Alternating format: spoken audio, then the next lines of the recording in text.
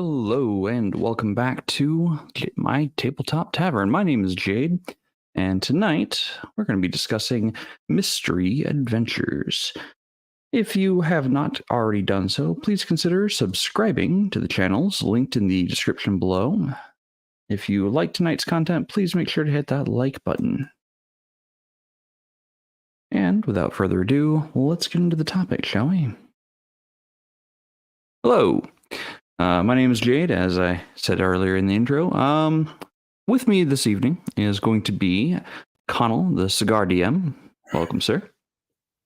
And Shadow of Shadow and Sun. Howdy, folks. Now, Shadow, I know, has been running content for 40 plus years, and he was very adamant that I be the one to ask the questions tonight about mystery games because, well, he has a lot to say about it. So, hello, Crafting Gamer. Hello, Flady. Welcome to the chat. Right. Wow, that's strong. Let me get my banners going. A little strong there, Conall? Yeah, a local friend of mine gave me a bottle of pineapple shine. Oh. Fantastic. So, how are we doing this evening, gentlemen? Pretty good. Pretty good. Awesome. Got to hang out with a bunch of people this morning, different gamers on different channels, and it's not piss. Piss would be drinking Bud Light. I mean, that's why you get a drinking horn. You hide what you drink. If you drink Bud Light, there's just no hope for you. Get that right. As you guys know, I only drink water, so. Sure. I prefer Guinness. Tonight in the tavern is Harp, so. Guinness is, you can't go wrong with a fine pint of the bitter. When I say the bitter, I mean the Guinness, the stout of heroes, the stout of champions, mother's milk itself. So. All right, well, are we ready for adventure? Well, always. Are we ready for mystery? I'm in 3 or 4 games a week now, so I better be. Or I got to hang up my dice. Well, my every other Sunday just freed up until like mid-August, so I don't know what I'm going to do. Okay. Other than smoke a cigar, it says New World. Okay. As long as it doesn't say order. Anyway. Well, you guys are killing it tonight.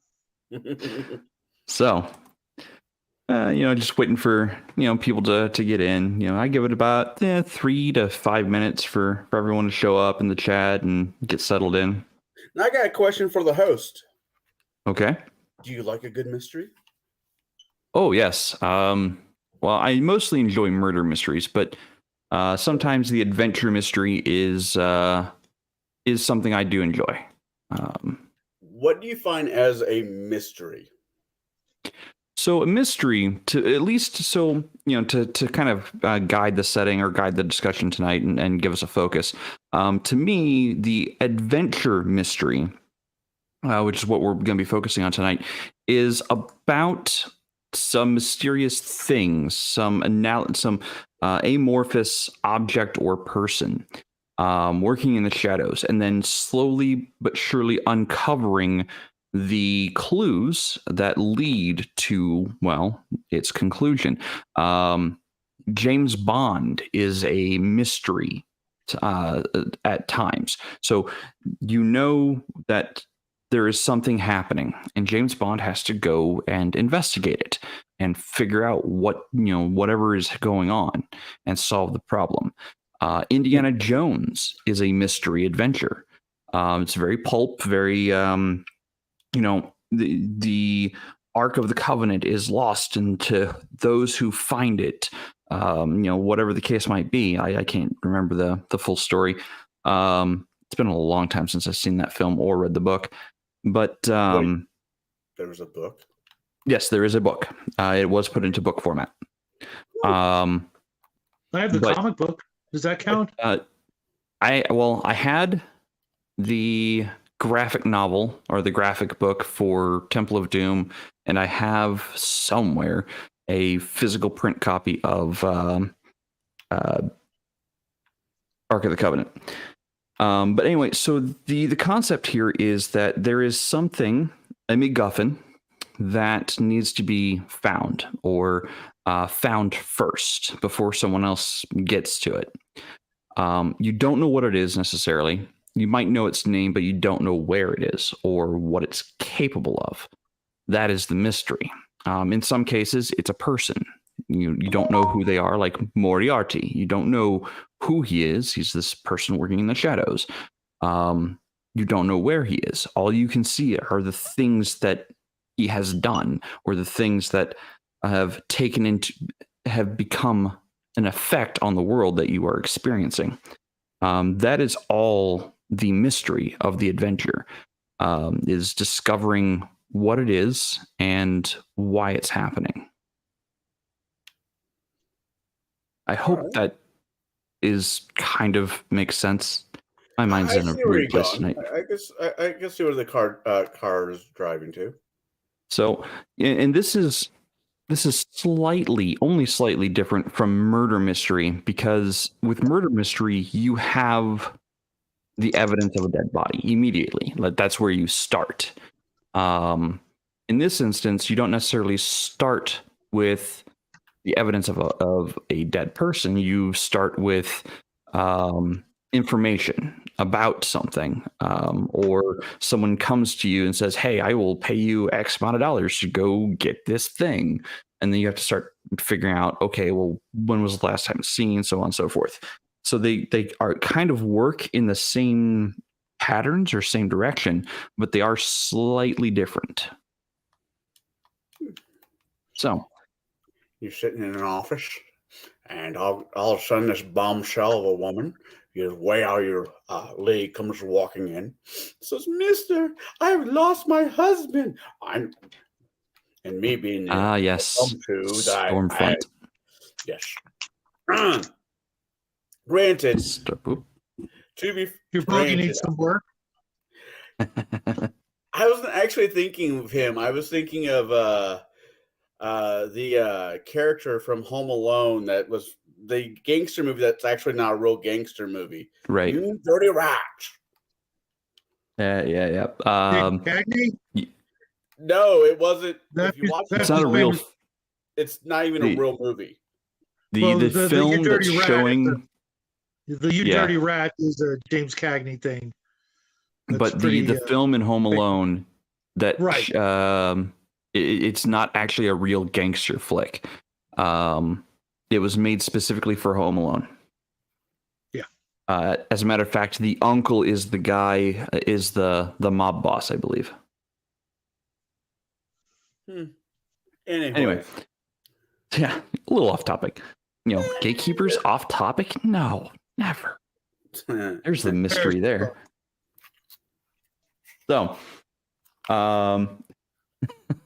keep the change, you filthy animal. Yes. Hello, Bo. Hello, Flady again. Hey, Bo, we meet again.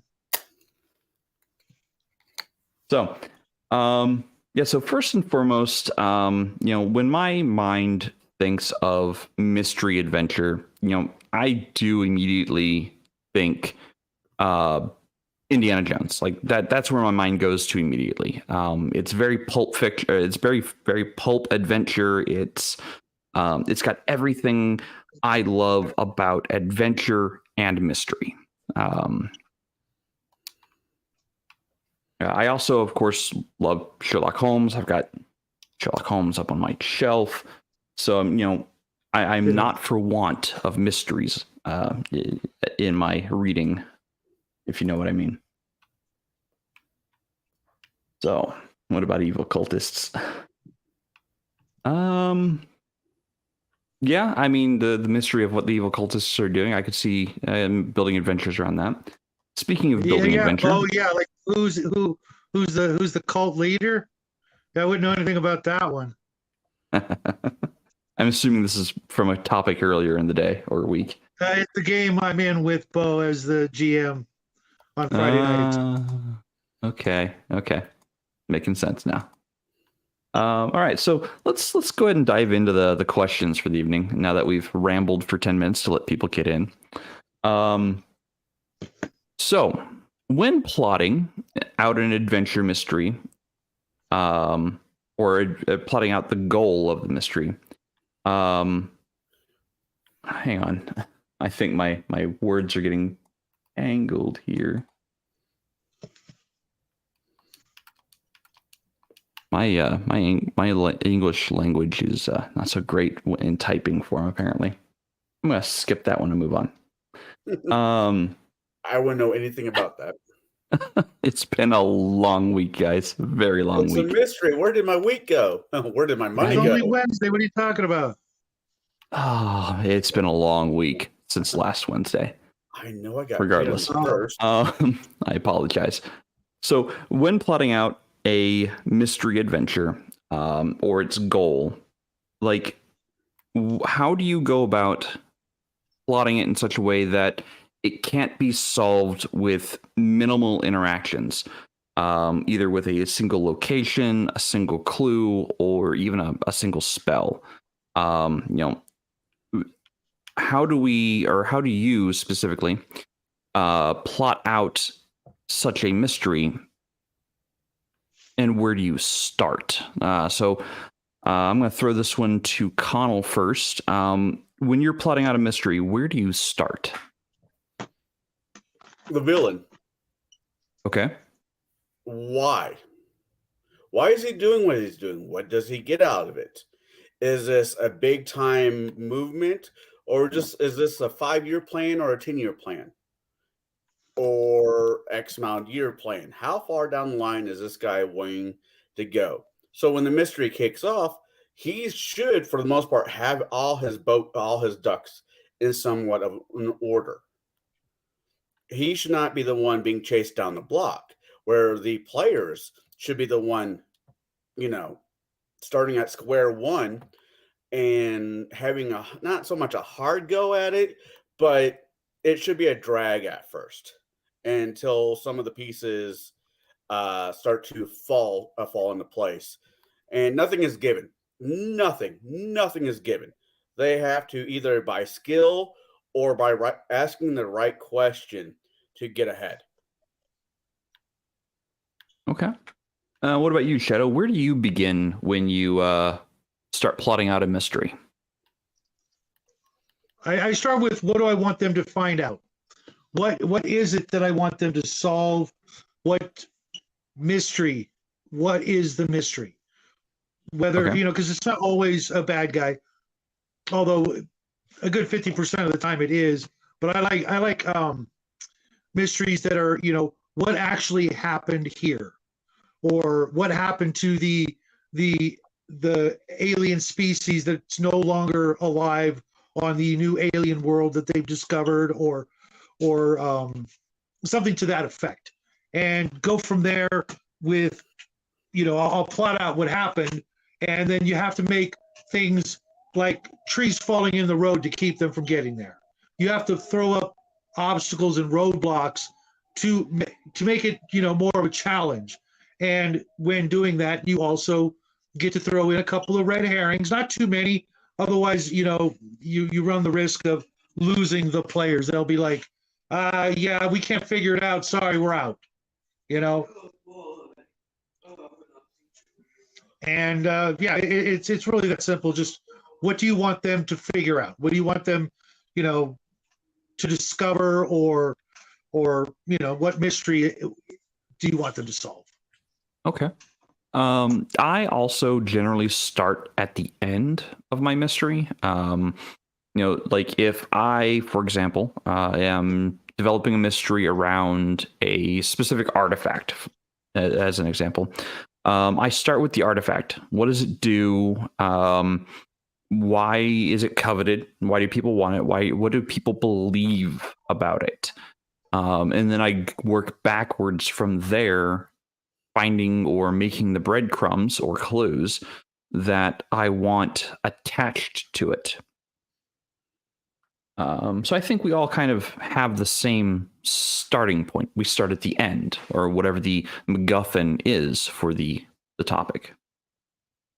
So thinking about that, and now that we have a common starting point, let's talk about how the players are to arrive at their goal through the use of, well, clues. When making clues to the mystery, how many do you plan, and how do you link them to the mystery? So, Shadow, I'm going to start with you on this one, unless you've got background noise. No. Okay. Little guy just got home and he missed dinner, so I needed to give him instructions, but he's not paying attention, so he's going to go hungry. Oh, okay. If that's the case, the- are there the answer clues is- that he can find for his dinner? Yeah, good luck with that. It's not in the microwave and it's not in the oven. Oh, It's must be in the fridge. air fryer. No, it's in the air fryer. Okay. As many as it takes with 1, 2, or 3 red herrings in the mix. Okay. Any more than that, and you're just kind of messing with them, you know. I mean, I suppose you can go 4 if you really need it, but you throw too many in there, and they're just going to be like, oh, then you run the danger of them going, oh, it's probably just another red herring. You know what I mean? Like the Sure. Scooby-Doo character. Oh, it's just another red herring. We can ignore this probably. And you've got also something we should have touched on probably at the beginning is each genre has its own way of going about solving a mystery.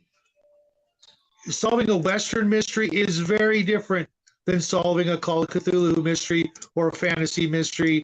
And a fantasy and sci-fi, those are the two toughies. Those are the ones where you have all kinds of new elements. I suppose you could include Call of Cthulhu if you have magic in it. If there's an investigator with magical skills. But with sci-fi and fantasy, you always have those abilities beyond normal mysteries. You have, different ways of detecting things, whether it's a tricorder or, a detect evil spell. Fair. And depending on the genre, I've run them all, and I'm trying to steer away from fantasy because it's less of an actual challenge. There's so many game systems that just start you out with so much. I like characters starting out with about the same thing they have in real life. Their brain, their wits, and their experience. Go get them, guys. After that, you're giving them a lot of things to fall back on, and the more things you give them to fall back on that aren't real, so to speak, the less they use their own, experience and their own skill and knowledge. So I like to bring more of a challenge. Okay. What about you, Conall? How many clues do you normally plan for, and how do you tie them to the goal? Well, if it's, let's say it's a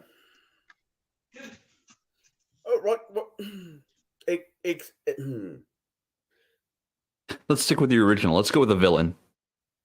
No. It depends on the mystery that I want to tell. Okay. Is it a plague? Is it a murder scene? Is it an artifact that was in a church? A bone of Saint GoFundMe, whatever. And each one of them deserves their own clues.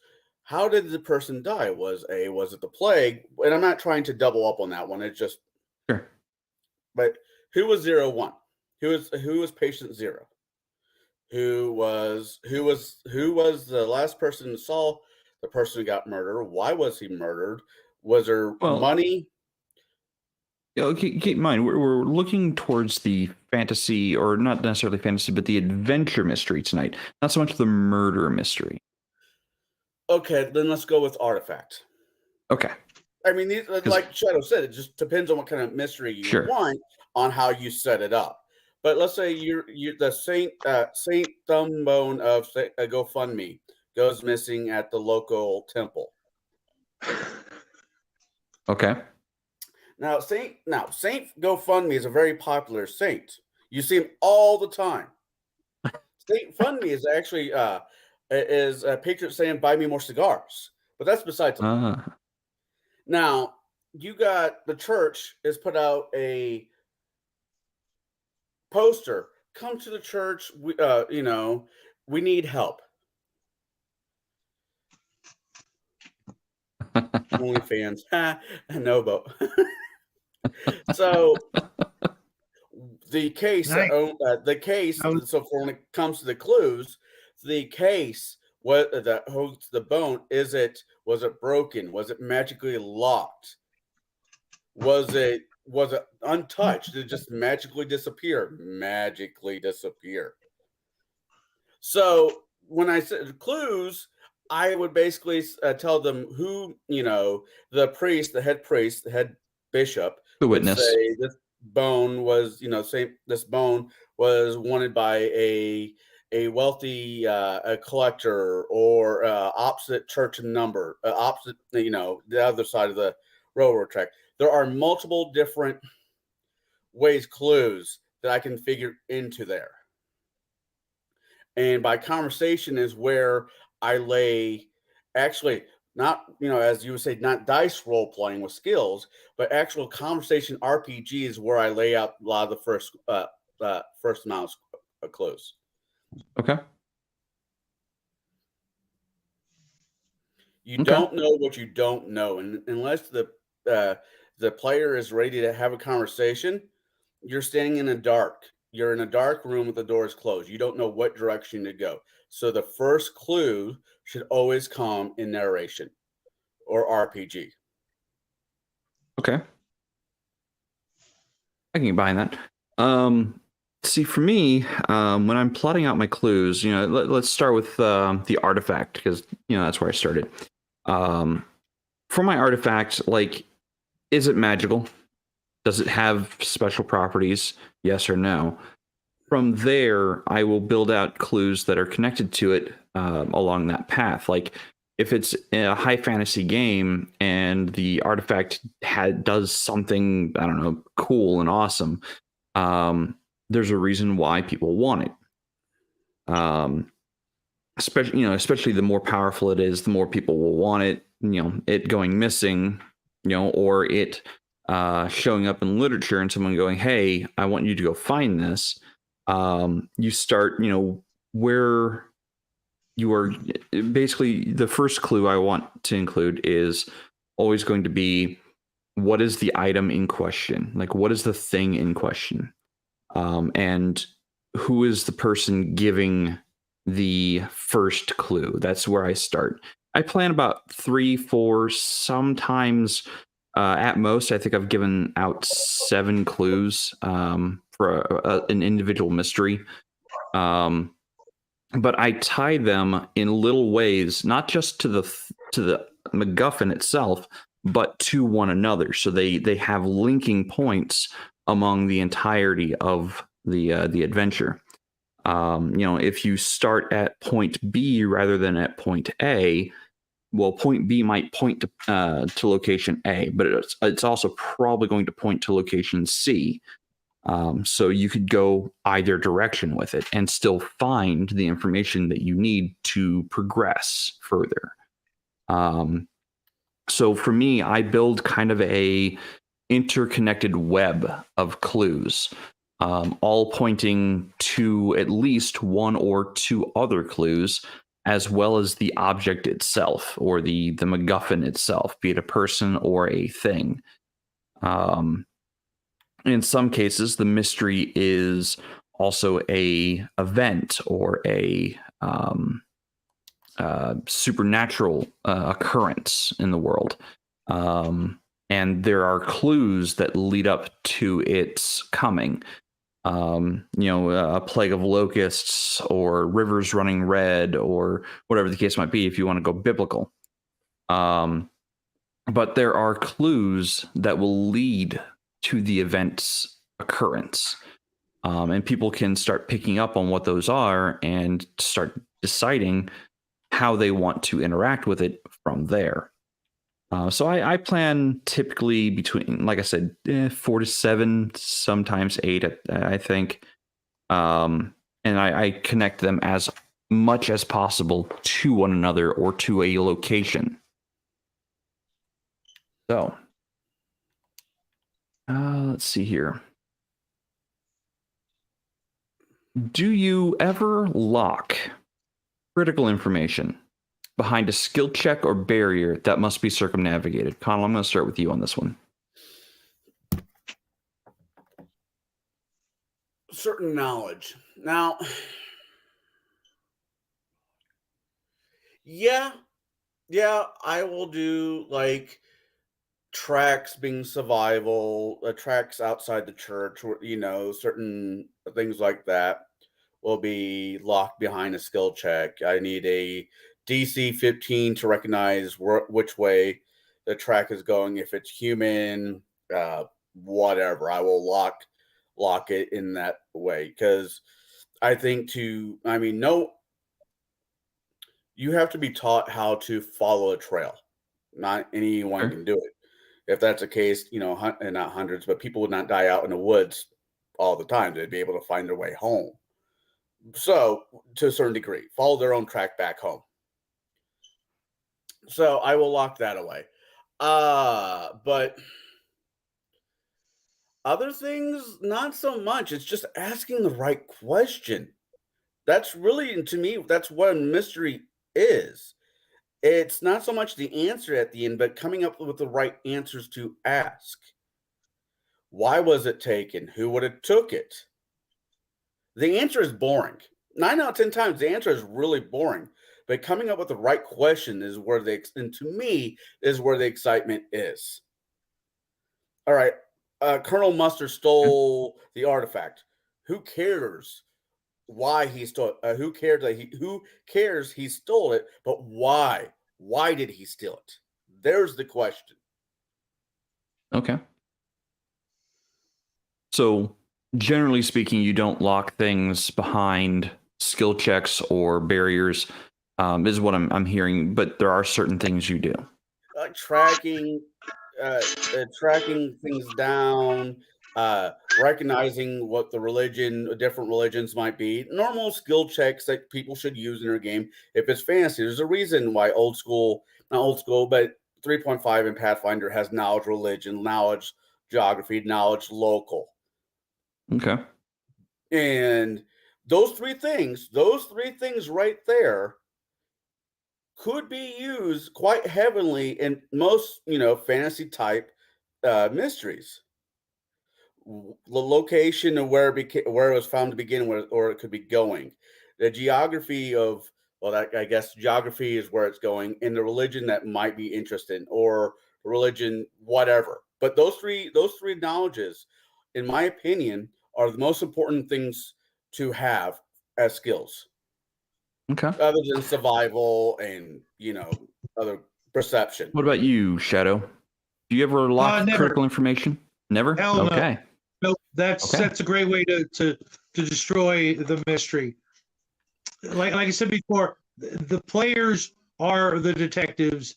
If they can't think of the stuff, I never use perception checks. If you don't look left, you don't see what's left. If you don't look right, you don't see what's right. If you don't tell me you move the bookshelf, you don't see what's behind the bookshelf. I'm not just going to hand wave it away with a die mechanic, because you can fail. I know that rarely happens with die rolls, but it can, and I'm not going to actually allow that as a possibility. I will tell them what they learn if they ask the right questions and if they do the right activities. Otherwise, you're just asking for failure. I've seen too many times, and lately I've seen a lot of other DMs online stating the same fact. If you put success of something like this, it's different with combat and physical maneuvers, but when it's just thinking and absorbing the information, that's on them.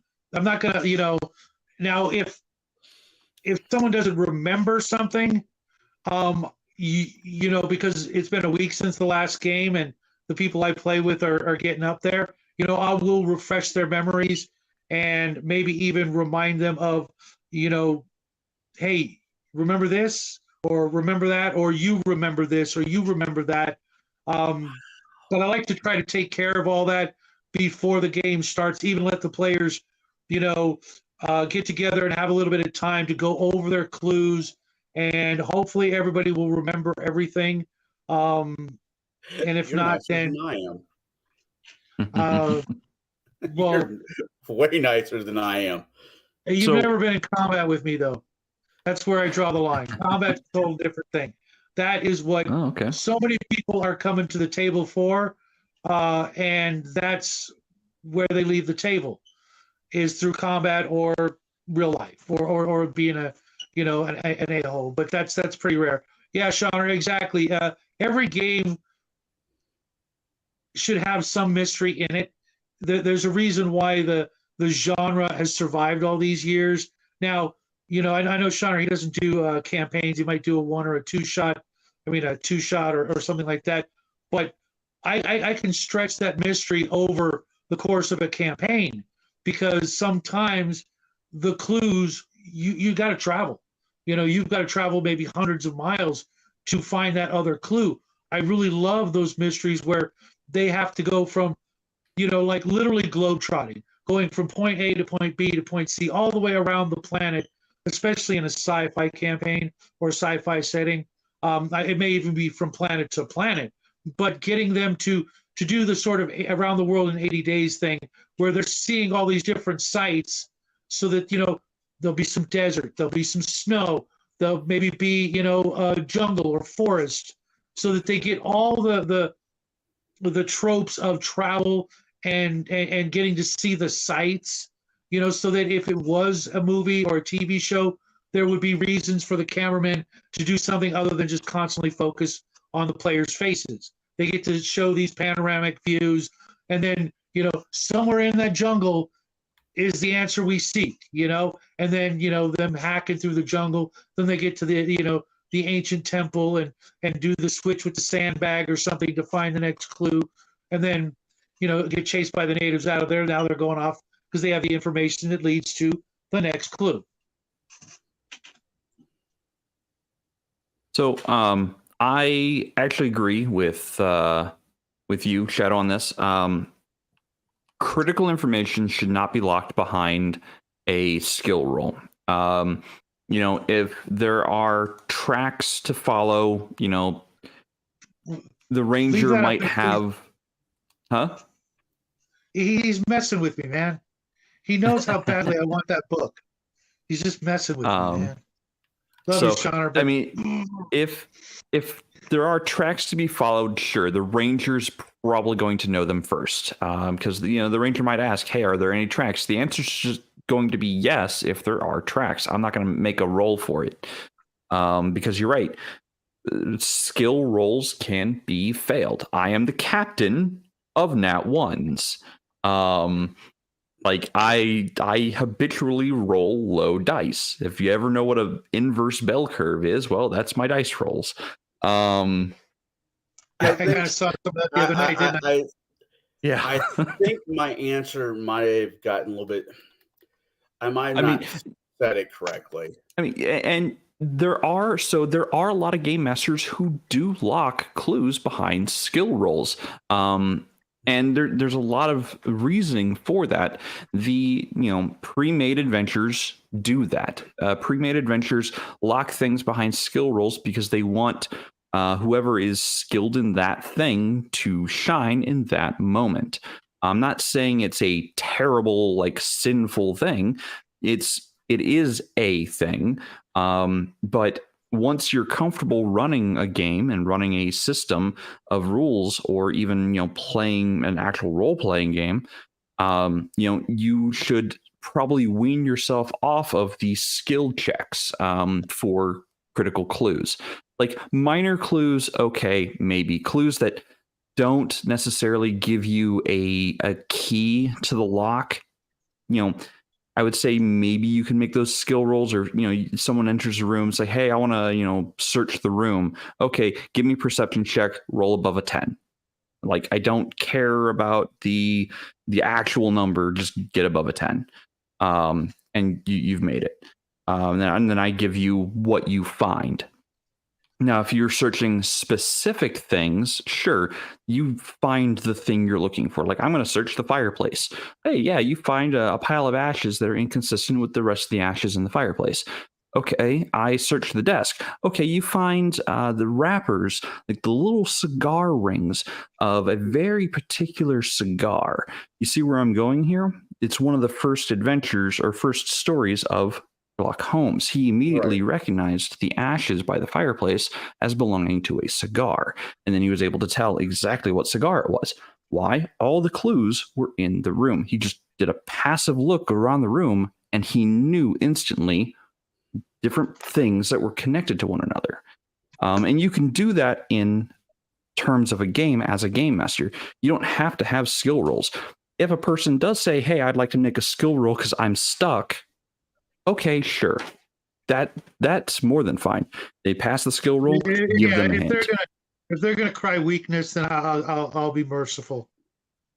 Well, I mean, I don't even know if I would call it weakness. I would probably call it, there are some times people just aren't feeling it, that people just aren't, they don't have their entire wits about them for a day. Like today, today, earlier this evening.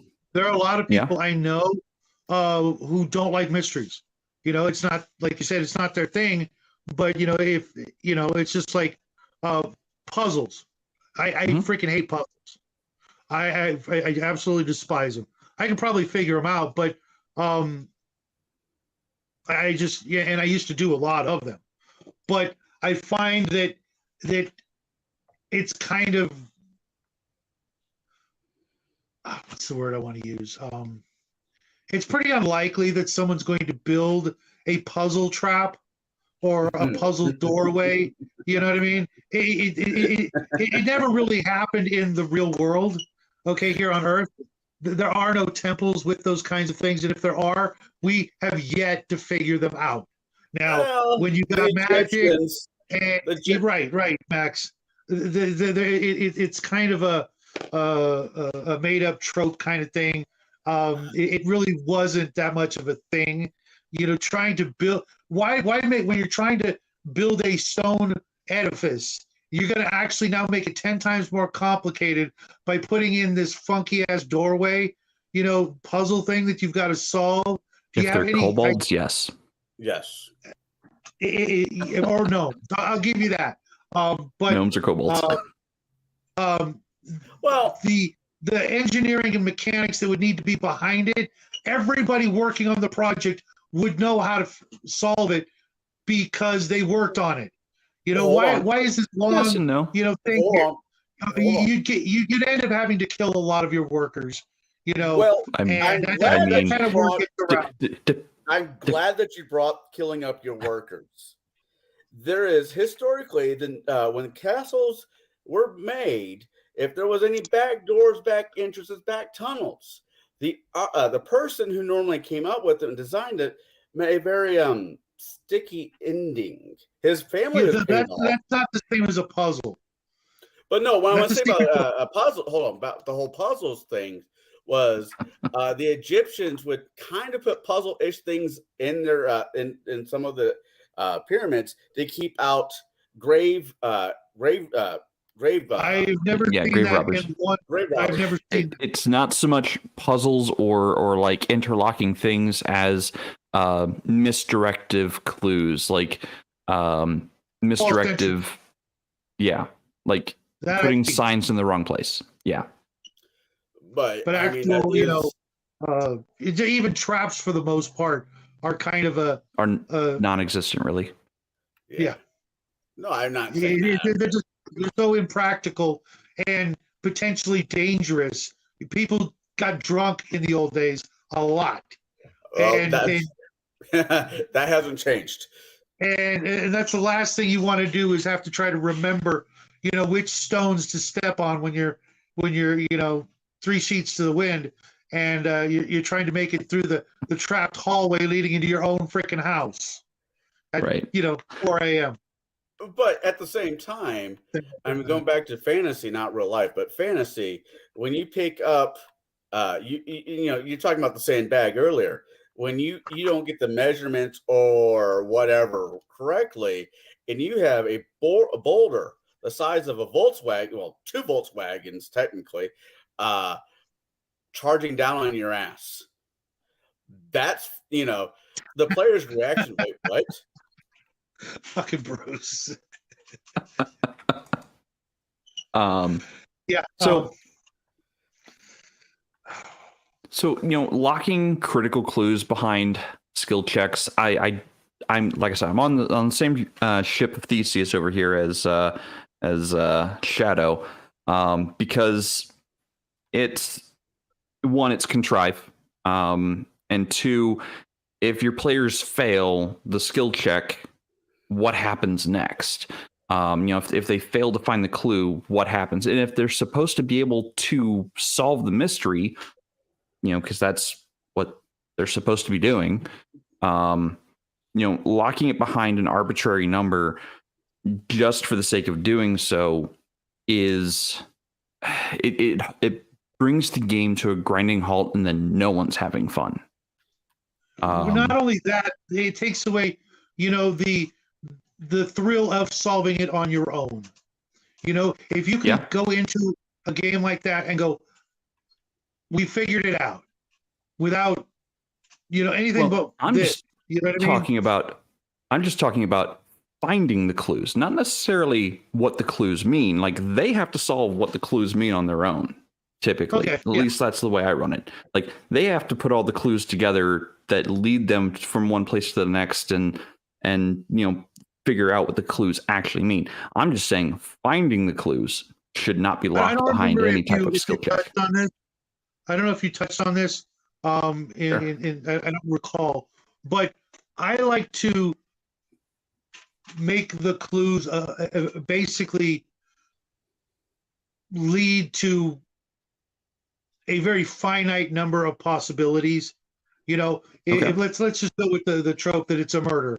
I like the clues to, point to 1 or 2 people at the end, and then they have to kind of figure it out. I don't like to just, the clues just point in one direction. You know what I mean? Where it's definitely this. There is no thing. I like at the end where they've got, it's kind of like the old trope when somebody, like a doppelganger is doppelganger your buddy, and you've got to figure out which one is your real friend. You know what I mean? And you've got to, like, ask the right questions or pick up the clues or what have you, to where it could be this or it could be this, but you pretty much narrowed it down by the end of the last clue. Well, I think I see where my hiccup was when I was giving my answers. No, I do not hide certain things from for skill rolls, but I do. How should I put it? Most of the skill clues that you'll get in my murder mysteries will be through actual role playing, not rolling dice to unlock a skill. It is, but there will be skill checks. We think the evidence that we need is behind this locked door. So you have to, somebody in your party, normally break the door down. Will have to bump the lock. Just break the door down. It's easier. Yep. It's faster. Tip the desk over. Yeah, I see where my hang up was. Well, thing is, I fed you a trick question on purpose. And the reason I did was, you, Conall, you are the youngest game master out of the 3 of us. And there are Yes. many game masters who, like you, do lock things behind skill tests that don't need to be locked behind a skill test. And that's kind of the point of that question was, if you do lock things behind a skill check, make it one that your party can succeed at. But you really should try to not lock things behind a skill check, because if your players are asking the right questions, they should have the answers they need to move on. Now, that brings me to the other part of this clue topic. What if your players refuse to move on from a topic because they are overthinking the clue? Shadow, I'm going to start with you on this one. Random combat. Random combat. Okay. Why? Or explosions, or something that gets them the hell out of that room. I'll throw an earthquake at you if I have to. If you guys take care, Bo, we'll see you tomorrow. Later, Bo. It's supposed to be exciting, and there's supposed to be action and adventure, as well as the intrigue and the mystery. Sometimes you've literally got to light a fire under their ass and get them on to the next thing. And with any good adventure, writing or refereeing or whatever you want to call it, you've got to keep throwing that in there.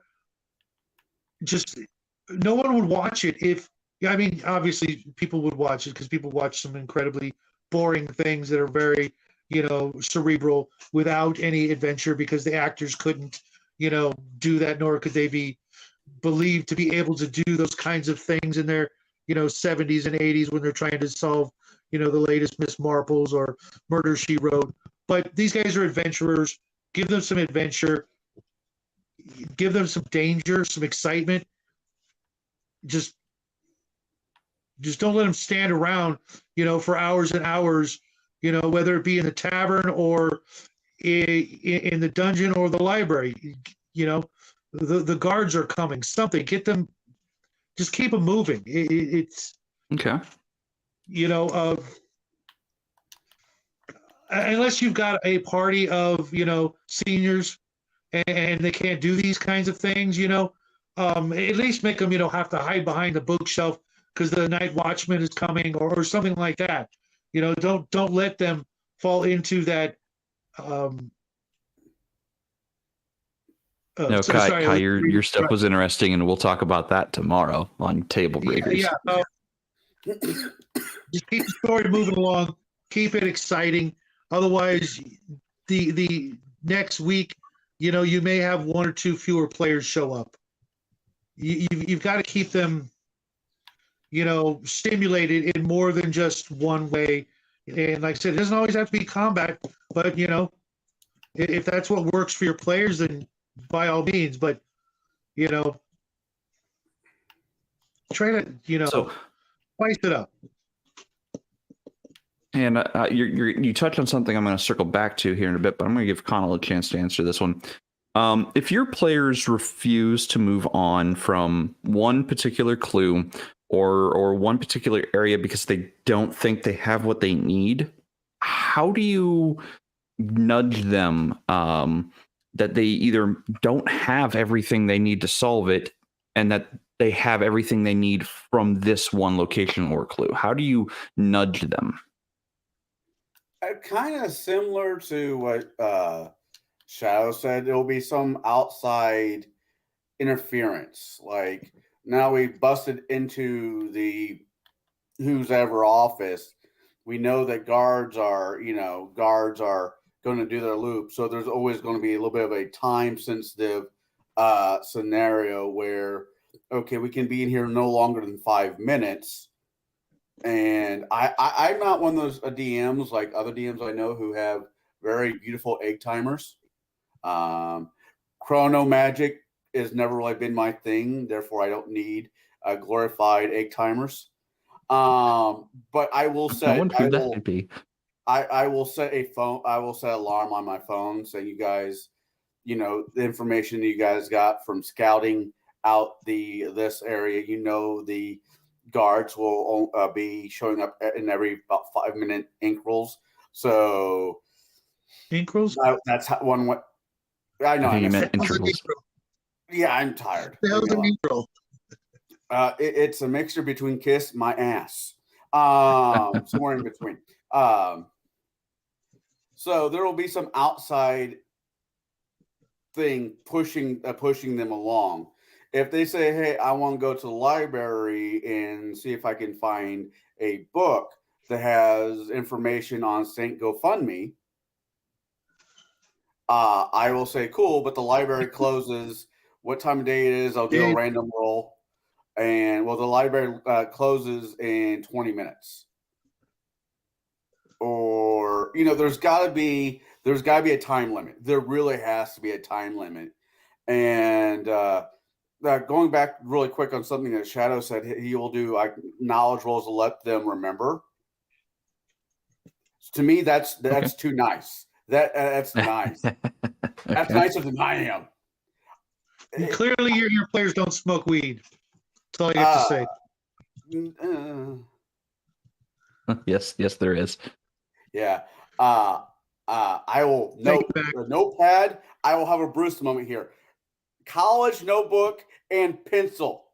If it's worth knowing, it's worth writing down. Copious amounts of notes. That's assuming that the players in real life would carry a notebook everywhere they went. I keep scratch paper available. There is. I do too. It's called money, but I don't actually carry a notebook around. There's a thing called a phone, which most phones now have notepads in it that they could type it out. But again, that's and if you're talking about sci-fi, that's assuming you allow electronic devices at the table. I know a lot of game masters have gone the route of no electronics at the table, and I can't necessarily disagree. Not only that, but depending on the game setting, the players may not have anything to write on. They may not be carrying it. Now, that's a great way to get them to start doing that, saying, well, you can't make a map because you don't have any paper. Okay? Believe it or not, I do usually carry one index card with me because I'm writing down notes while I'm traveling for the next show that I'm working on. But but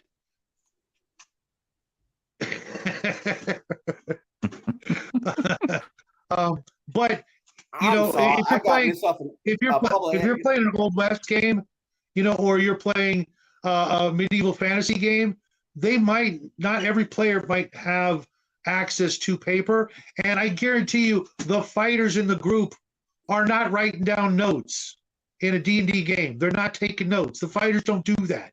That's somebody else's job, and then they can blame it on the magic user for not taking notes, or the cleric. You guys, for the most part, they might not even be able to read or write. I was about to say, do you really want your barbarian being the note keeper of the party? Right. Yes, I do, because I believe in barbarian poets.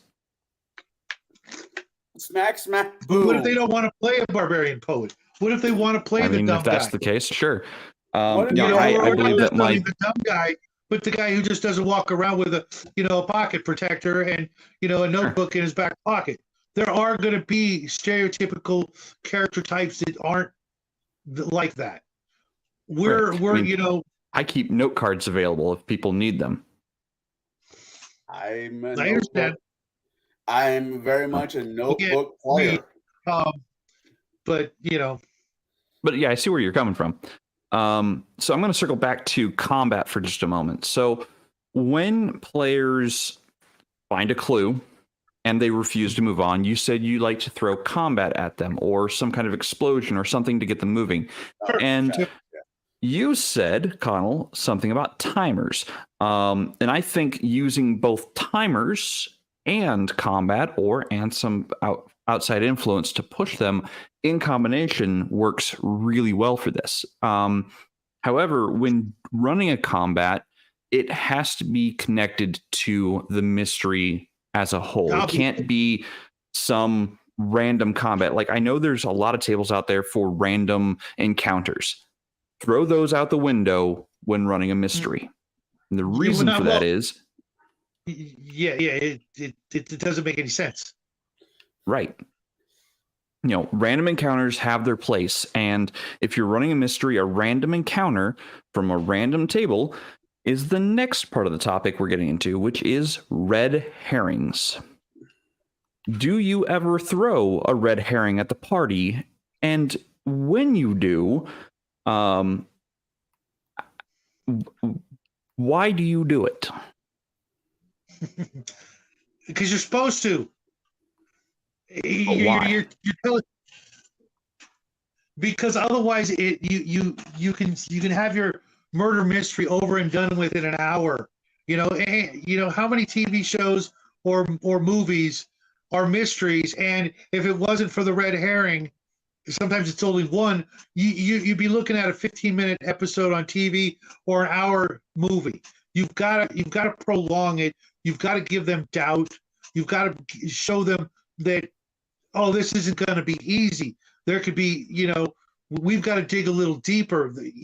You've got to add more substance to it. And sometimes that substance is just, throwing potatoes in the soup to make it, something besides just water and salt. And a couple stones. And so you like to throw red herrings, and it leads them astray, and it delays them.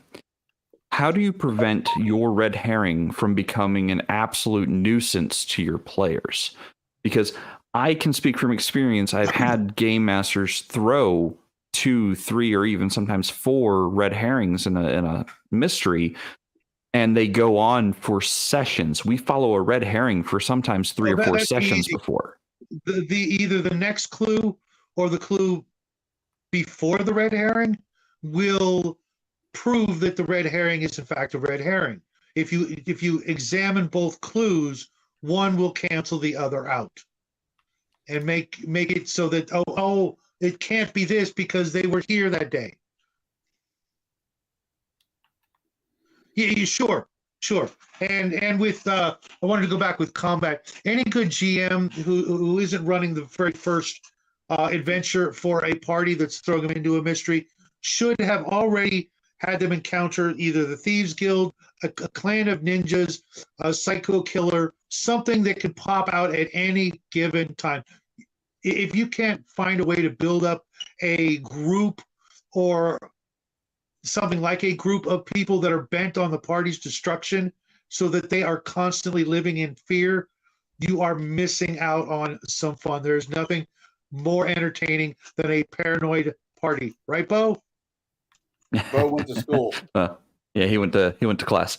He'll come back. Okay. Yeah, but you do bring up a good point, and I'll get to that point in a moment. Actually, I'm notating it down now because I take copious amounts of notes. And that is the danger of the mystery. And I will get to that in a moment. But first, to you, Conall, when you plan out, or do you plan out red herrings, and how do you prevent them from becoming a nuisance to your party? Death. Okay. Death.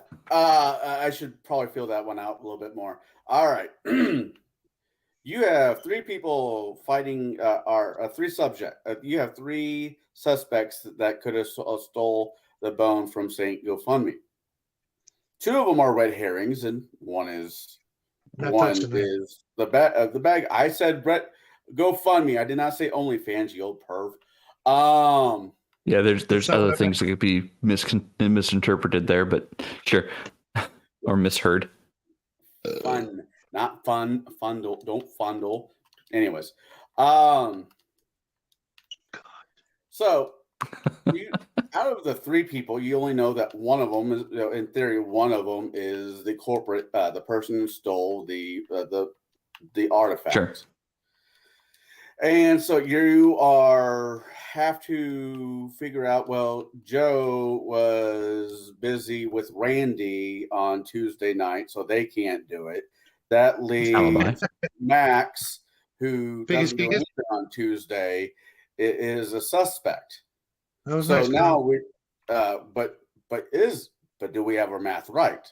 Just because, you see Joe and Randy on Tuesday nights doesn't mean that they didn't magically have it pre-recorded. Okay, so checking out the alibi and running down the alibi could be the red herring, and that would be taking up time. Okay. Right. And let's say, death, like I said, I'm not trying to be cheeky with the answer. I am and I'm not. Death. Death is always, you're chasing the guy down and he gets hit by pick your vehicle of time period of choice. And well, after doing research on him, obviously he was not the bad guy, not the guy we're looking for. Fuck. And that gets rid of that red herring. But why was he running? And then you've got a whole new side quest because, as Kai said, sometimes the red herring is something that's happening beside the main plot. That's very true. So you can definitely have fun with that. Yeah, definitely lead up to even the next adventure. Yeah, very well could. So let's talk a little bit about the danger in mystery, because a good mystery is always on a timetable. It's a race to see who gets there first. It's a race against the clock to solve, all the clues to prevent a disaster from happening. There's always some kind of driving force behind a mystery. Oftentimes, it's danger. Yes, well, Rob. And game masters can use that as, a cult is summoning their dark god. You have to find the clues to the mystery to stop the cult from completing their summoning. These are just some prime examples that, you could use at your own table. Like, there's a mob boss who's after this item, and it's a race to find the item, but the mob boss is going to start sending waves of goons at you to slow you down or set up red herrings in your way. Shadow, do you have any elements of danger you like to add specifically to your mysteries, themes? Yeah, a common one I use is the potential death of innocence. Oh, okay. The good guys. Yeah. The Jimmy Olsen syndrome.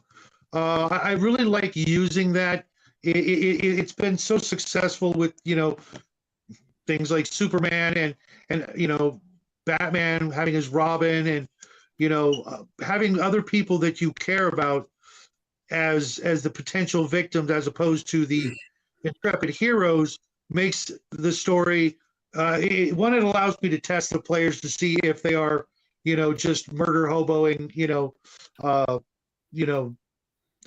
junkies, and whether they're, the kind of player that I'm an orphan, I don't have any family or friends, I just want the gold, let's get on with it already kind of players. Okay, Batman. If they don't care about the other, people in the planet, in the world, in their life, then, they're not really that heroic, and really not that, why would anybody be writing a story about that character? Now, maybe that's a side character, and you've got the rest of the party that are actually, actual heroes, or, decent human beings or elves or gnomes or whatever, who actually care about other people. Let them all burn. Sure, Max. But I like to, to constantly test my players, and, have other things, so often, the only thing that matters to the players is, their hit point total and how much money they've got in their pockets. And games should be more about anything but those two things, unless, if you are running out of money, or you do owe somebody some money and you need to pay that debt, or they're going to be breaking your thumbs kind of thing, you got to pay the mortgage or something like that, fine. But for the most part, most people don't spend their days obsessing over things like that. They obsess about other people, how they feel about them, how they can impress them, how they can charm them, win them over, or well, yeah, I kind of meant that would win them over, or get one over on them. Sometimes There are people out there that are just looking to, take advantage of things in life and other people, and maybe that's what they're thinking about, especially if they are the bad guys. But if they're the heroes, they should be thinking about everybody but themselves. Yeah. Yeah. Heroes are typically supposed to be selfless. That's part of the definition of it. I always found them to be boring. Yeah. Well, yeah. I know why. You've gone off many times saying why. I picked on you enough tonight. Oh no, Jade here's known me longer. Oh, you want some more? Jade knows me the longest and knows my opinion on humanity as a whole.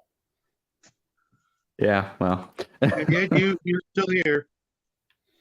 Just because I don't like humanity doesn't mean I'm interested in taking my own MacGuffin. So we've talked about. Go ahead. What was the question? Violence and mysteries? So the question is danger. What elements of danger do you like to use predominantly in your mystery games? Like, what is the element of danger? Since we're on the artifact, we've been doing the artifact. Yeah. Sometimes the artifact itself. Ooh. The first item. Or the main bad is the artifact. Okay. I see where this is going. It is a nickel, silver. It's a silver coin that has been stuck in a museum for hundreds, for however long, and the intellect, the thing that's in the coin, not getting. I'm not going to get in trouble with copyrights here. Has an interest of getting out of the church, museum, whatever, and infecting some poor bastard into doing what it wants them to do. So the big bad, everybody thinks it's the thief. Of course, the local thief that stole the coin. Maybe it's a little kid. No one saw it coming. The coin is the coin sees its opportunity for gets that rare second of opportunity where it starts hypnotizing the kid, and next thing you know, the kid breaks the glass, takes the coin, and the coin has the ability to make him disappear. It turns into a ring. He becomes Frodo. We're all screwed. Or he becomes part of a group of 29 other evil coins, and he becomes gets his club membership to Club Nickelhead.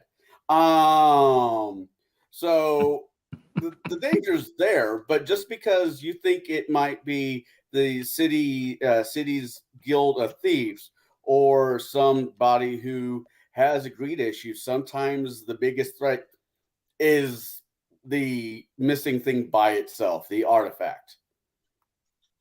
I'm actually experiencing that on Saturdays. So I'm part of a group that meets on some Saturday mornings. I don't know when the next meeting is going to be, but the game we're playing is very pulp adventure inspired. And we've already discovered that there's an artifact that we are looking for. And it's a race between our group and another group. And it's being recorded to YouTube. You can check it out at Kane's Kiln. But either way, so we've discovered the name of the artifact. We know kind of what it is. And we know that there's something else about it we haven't fully discovered or unlocked yet. So you bring up a good point. Sometimes the artifact, like the Ark of the Covenant, is a cursed item or an item that is not meant to be in the hands of mortals. And if it falls into the hands of mortals, it can do far, far more damage than if left alone. Stormbringer. So, I mean, that is a true danger. But the driving force there then probably is the race to see who controls it. Like I said, depends on who gets it. Younger I don't like putting children in endangerment. Batman's a horrible person for this, and so is Superman. Hey, I will mess with other adults. Need I all day remind long. you what you did in December? Hey, It wasn't that that's long not. ago. I didn't put those kids in endangerment. They were just in danger. That's completely different. You put them in Kid from pies. I did I've not got put the them kid in a from pie. The Simpsons going through my head. I'm in danger. I'm in danger. No, they were in danger not by the players doing, but by the main I showed that one. the main bad guy at the time. So that's completely different. No one was saying, "Hey, Robin, go up there and see if the pie's still warm." Right. So yeah, but I think when it comes to the mystery, you could do the stereotypical Professor Moriarty or whatever. Moriarty. Or the wizard who wants to become a lich, and by doing this, he had to steal an artifact, and you got to figure out why he stole it. Or maybe you're working for him. Yeah, that too. I know, Or and you can volunteer would you love by doing that? making it. By making it. I mean, I would love to run that game, not play it. What one? Helping a wizard become a lich, like unknowingly. One of these days, I have to tell you about a game I ran like that. The entire time, the NPC was the bad guy, and they thought this sweet little Asian girl was their favorite person, and nope, she was the baddie. She was the one using them. Nice.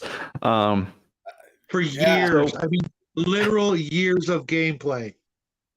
Nice. Never mind. That'd be nice. This sounds like now, as far as so we've covered, plotting out number of clues, and how they're tied, and how to tie them to the MacGuffin. But what about locations? Like, locations to me are almost as important, if not sometimes more important, than the clues themselves, because in my mind, a location can be a clue in of itself. Absolutely. Do you agree with this? I touched on this earlier in the episode. I think locations are almost like Firefly, the ship. They're almost a character unto themselves, if not a character, an adversary or an ally, depending on the exact location and why they're there. Not just as eye candy. One of the things I loved, and I think the whole world did, except for a few people that we might know, the movie Empire Strikes Back hit us with all these fantastic locations compared to the first movie. We had the desert, and then we had a space station, and then this nondescript sort of rebel base. But when the second movie hit us, first we're in the snow, then we're in the swamps, then we're in this this cloud city, and those locations were so well shot and so starkly different from the previous movie and the previous experience that they just you're just like, wow, this is incredible. And I like to have those visual dressings for the game so that the players can really get into the scene. Mind you, a lot of players we know have that Hobbit syndrome where they've never left their own city or their state. And there are 50 other states, and they're all different. Mind you, some of them are very similar to one another, but Arizona, New Mexico, that kind of thing, they're very similar. Illinois, Iowa, Kansas. Right. But the difference between Illinois and Arizona, vastly different. And to get there, you've got to go through places, if you're lucky, you get to go through Tennessee, which is absolutely beautiful sometimes. Virginia, beautiful forests. Old country road. Sorry. I just absolutely. We're not monetized, but don't get us demonetized. I can't express, in one show how much letting the players get to experience these these exotic locations could be the difference between a great game and just another game. Getting them to be able to experience all the, Conall, you've traveled all over the world, as have I, as have you, Jaide. You know what I'm talking about. You've seen these places that the average gamer, and I don't even just mean American. I mean, there are people in other countries that have the same issue. They don't get to travel. We will do the traveling for them. We can take them to these exotic locations, and to maybe even to us, it may not seem that way, but to the player who's never been to the desert. I know people who've never seen the ocean. Okay. When they see the ocean for the first time, you should be able to empower, light up their mind with how incredibly awesome and scary it is at the same time. I've seen people who, on seeing the ocean the first time, would literally have nightmares the next night or that night because it was so incredibly different from what they've experienced their whole freaking life. They loved it when they were there. They're like, oh, this is great. I'm on vacation, blah, blah, blah.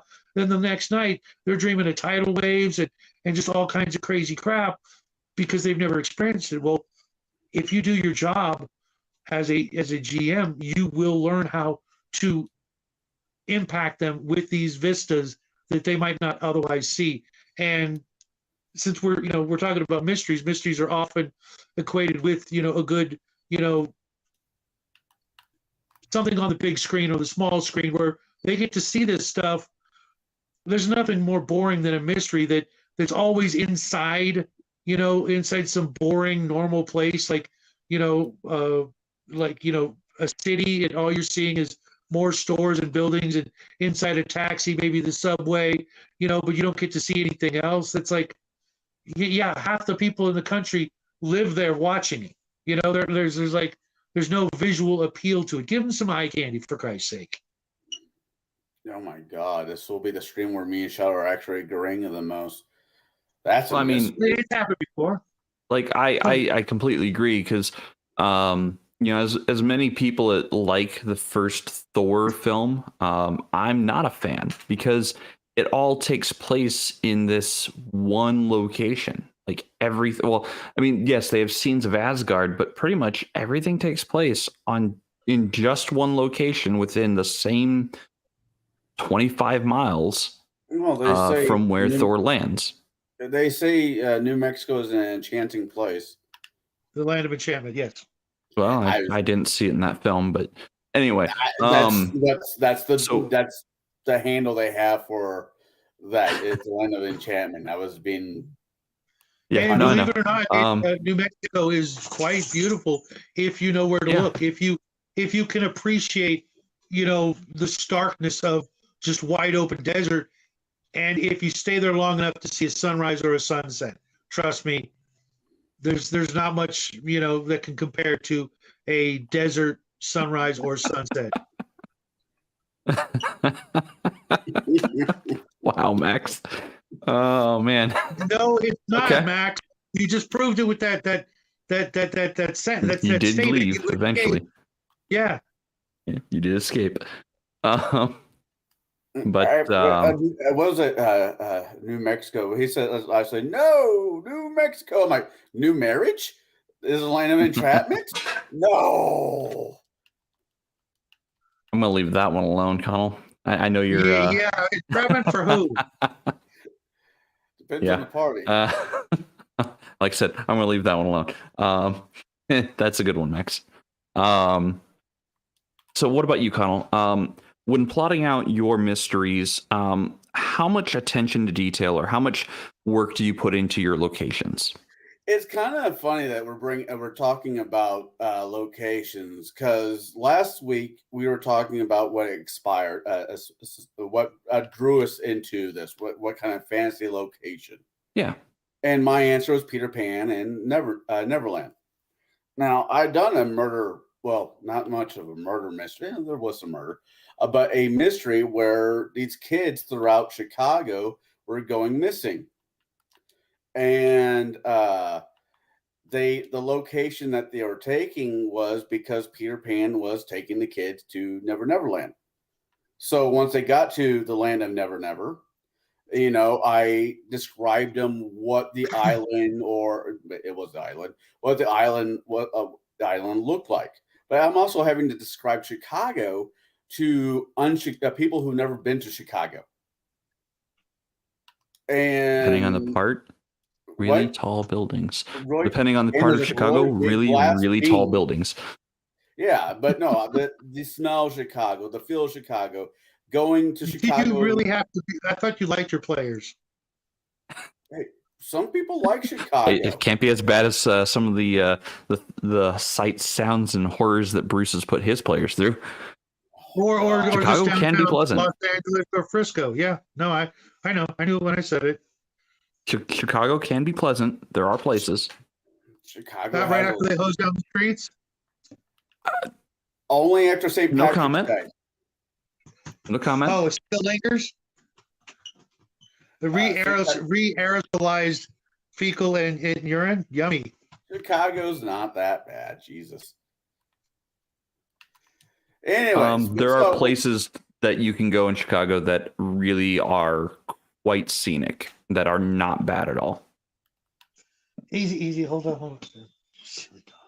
But no, I had cord. described Never Never Land, or when they actually went into the land of the Fae, fairies. I would describe what.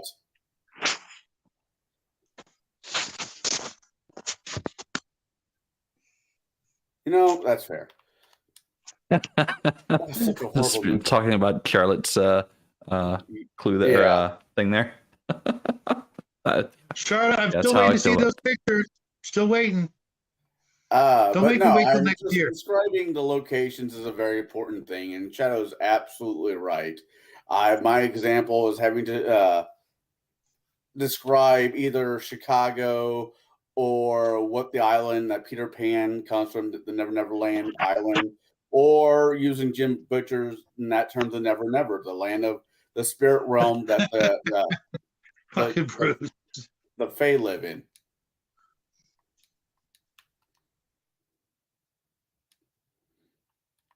Well, it depends on what part of Chicago.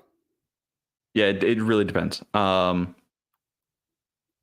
you're both right. Attention to detail in locations when it comes to mysteries are just as important as the clues and the MacGuffin. And the more you describe, the more you paint a picture in their mind of a scene, the easier of a time your players are going to have, not just discovering the clues, but discovering the purpose of the clue, or potentially what the clue means within the scene itself. Oftentimes, my clues will be linked to the scene they are in or the location they're in. But they also might be linked to another location. Like, for example, if I'm running an adventure and a cleaver is found at a crime scene, and the crime scene, I'm tangenting to mystery, but if the cleaver is found at a murder scene, the murder scene is in the woods, one, where did the cleaver come from? And two, where is it going to lead us? Is it going to lead us to a butcher shop? Is it going to lead us to a kitchen? What's closer? So your scene will help steer your players towards the right path and away from a red herring. So they're just as important as the clues themselves.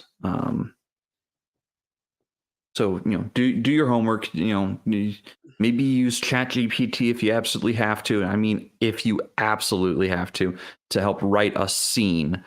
But, describe it well and in detail. Let's see here. Getting through chat. Oh, here we go. I like Chicago's deep dish pizza scene. Yeah.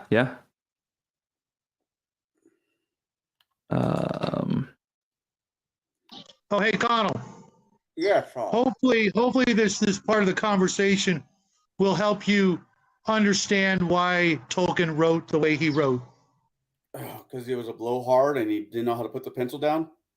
No, because people especially in that time period of the world, people didn't know what the Alps looked like. They didn't No, yeah, know what volcanoes looked well, like in the middle of nowhere.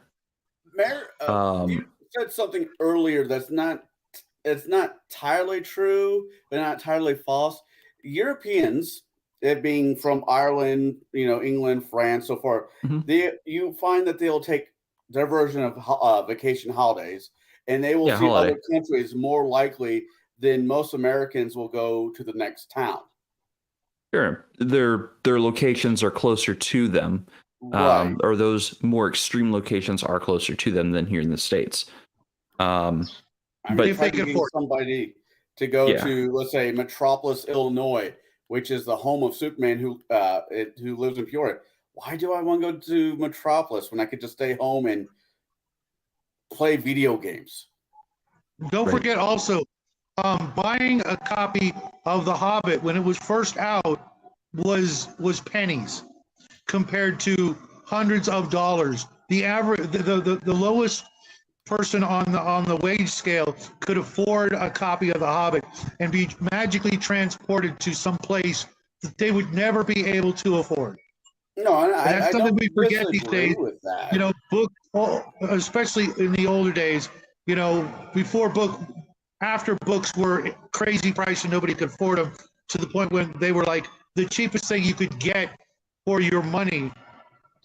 That was the easiest way for the common man and woman to be able to entertain themselves after a long day of, slave labor, only to go back to it again the next day, saving up a couple of pennies here and there. They could go out and buy one of these fantastic, devices that would transport them to some faraway location away from their, incredibly taxing Oh, I lives. completely agree.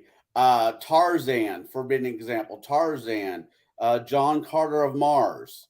I mean, we're talking about places in the world that the normal person, even back then, well, no one's been to Mars, uh, but Well, the come heart to of the Nathan show. jungle. This is not the Nathan Allen show. But Well, no, very few people at so that juncture have been to the heart of Africa. So if your mystery takes them there, that's awesome. Absolutely. I mean, and the other aspect of that is people from the 1400s through the 1800s, travel was you couldn't travel extreme distances like we can today. Like I can hop on a plane today and go see the Rockies. So I can go see the Rocky Mountains, and they're described The last in 2 years books. now, it's that. I mean, yeah, but I mean, the Rocky Mountains are described in books that people wrote when they went west back in the 1800s. But if you were living on the East Coast and you read one of these books from the 1800s describing the Rocky Mountains, well, the only thing you have to compare it to is maybe the Alps, if you can, well, see them from your home or go to them. So the reason why a lot of the authors would describe things in such a vivid way wasn't just to eat up words on a page, but it was also to give the reader a sense of what they were experiencing themselves, seeing it for the first time. But in today, like we truncate a lot of that in our writing because we can look up images online. We can, see places on Google Earth that are being described. Like, oh yeah, I got the scene in my mind now. I don't need like the full 15-page description of a single blade of grass. As the joke is. So in that way, like writing out your scenes and making your locations vivid to your players sets the scene in the mind. And that's why I say, even if you have to use something like ChatGPT to write your scene so you get all of the descriptions there, like I'm not going to fault you for it. I'm going to say, read books, go do your homework, read your books, and set in your mind the scene you want to describe to your players and why it's important. Make sure it's connected some way to the mystery. one last thing before we beat this Sure. subject. Let's not forget setting the mood of the scene. Sometimes the best way to set that mood is to describe the scene, this fantastical or mysterious location. I've done so many haunted house games where I've had to describe, for the most part, what would just be a normal house, but adding things to it, whether it be the dust, the cobwebs, the creak, the rain, the fact that it's isolated, it's surrounded by a forest, all these different things to further add to the overall mood of the game. Set that scene so that they can picture it as best as you can describe, and then let their imaginations take it and run wild, because trust me, they will.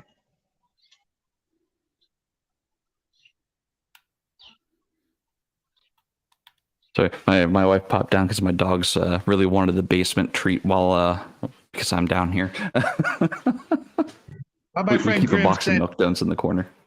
my friend Grim sent some treats to my dog this week, and now he thinks they're upstairs now, which is hysterical. That's why he was bothering me. He's like, I know there's treats up here.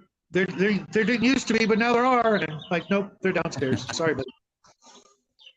So let's briefly touch on the Hollywood trope. And I don't want to spend too much time on this, but the plot twist. I think Hollywood has blown this concept way overboard. I think it's been overinflated and overused a lot. Thank you, especially M. Night in Shyamalan. Well, not just M. Night Shyamalan, but I mean, in general, there's so many mystery films that have this plot twist element to it, where it subverts your expectations for no other reason than to do so. At least that's how it feels sometimes. Like some of the plot twists, I'm like, oh, that's really cool. But other plot twists, I'm just like, why? So do you ever, I'm going to start with Conall on this one. Do you ever include a plot twist to subvert the expectations of your players? Yeah. Okay. Why? Once. Why or what? Why and what? Let's go both. Because the players, it doesn't matter if it's a murder mystery or just a regular campaign. You will always have players who think that they're smarter than you. Okay. And sometimes breaking it down, I mean, not outrightly screwing your players, but sometimes breaking down, throwing a twist into the scenario, it puts the players back on his heels, per se. And he's like, well, now I have to rethink this. It wasn't what I originally thought. Because if you got somebody at the table who's like, well, I know who did this, and I'm the dot, dot, dot, and dot, dot, dot. Even if he might be right, he is killing the mood for everybody else. So putting a player who thinks he knows more than the rest of the table back on his heels. And I'm not saying outrightly just screw the guy. That's not what I'm saying. But no plan survives first contact with an enemy. I completely agree. I like Mike Tyson's quote better. Every boxer has a plan until he gets hit in the face for the first time. We'll put the player back. We'll put the player back, not so much at square one, but back for enough that he has to rethink it. Maybe it wasn't Colonel Mustard. Maybe it was Aunt May who put Uncle Ben into the car that night to get him knocked off. Who knows? But what was it? Plot twist must have the clues, like Sixth Sense. No, I agree. Thank you. You stole my comment there, Max. Thank you. So going we'll back get to you in just a second. Going back to the artifact and the kid, the plot twist is no, it wasn't the guy who running the museum. No, it wasn't the somebody out of the Thieves Guild. No, it wasn't this. No, it's that. It was an innocent kid that went to the church that day to get a blessing from the local priest for or whatever. And now you're hunting down who you thought who was the big bad isn't the big bad, and it is the kid that everybody knows, but no one saw it coming. And Shadow, do you ever use the plot twist element, and how and why? Well, before I answer this, first off, the players as a collective should be smarter than the GM. You're outnumbered 2, 3, 4, 5, 6, 7 to 1. If you're, constantly, blowing their minds.